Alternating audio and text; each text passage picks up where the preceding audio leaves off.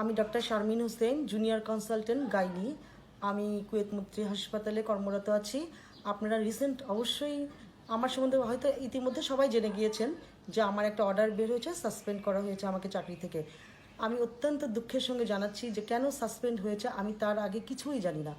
আমার এই মাসে রোস্টার ছিল 1 তারিখ থেকে 7 তারিখ পর্যন্ত। আমি 1 তারিখ থেকে 7 তারিখ পর্যন্ত টানা রোস্টার ডিউটি করে 7 তারিখে আমার নাইট ছিল, নাইট করে 8 তারিখ সকাল 8টায় আমি বাসায় গিয়েছি।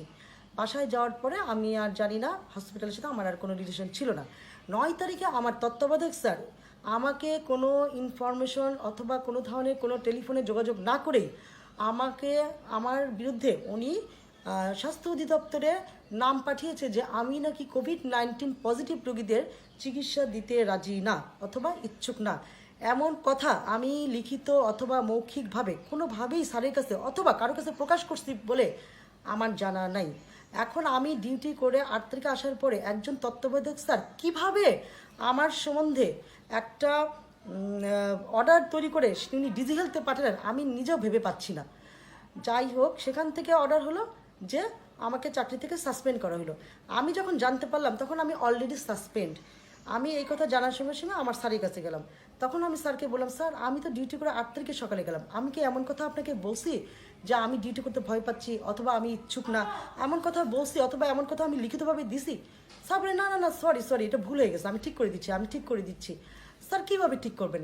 আমি এইটা একটা অ্যাপ্লিকেশন করি, আপনি আমাকে একটা ফরওয়ার্ডিং দেন, আমি পাঠাই। না, ফরওয়ার্ডিং কিচ্ছু লাগবে না, আমার একটা ফোনই যথেষ্ট। যাই হোক, স্যারের হুমকির দাম কি খেয়ে বাসায় চলে আসলাম।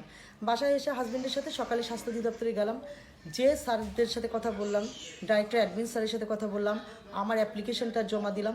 সেখানে আমার যে রোস্টারের কপি 1 তারিখ থেকে 7 তারিখ টানা রোস্টারের কপিটা আমি দেখালাম, স্যার আমি কীভাবে ডিউটি করে আসছি, 8 তারিখ সকালে আমি বাসায় আসছি, এবং আমার যে হাজিরা খাতা সেটার পর্যন্ত আমি ফটোকপি করে নিয়ে স্যারকে দেখালাম যে স্যার দেখেন আমার সিগনেচার 10 তারিখ পর্যন্ত আছে। তারপরে কীভাবে মানুষ সাসপেন্ড হয় এটা আমার মাথায় এবং আমার সুস্থ মতে আমি বুঝতে পারছি না আমার দোষটা কোথায়, প্রবলেমটা কোথায়। আমাদের সমাজে কি ডাক্তারের কোনো মূল্য নাই?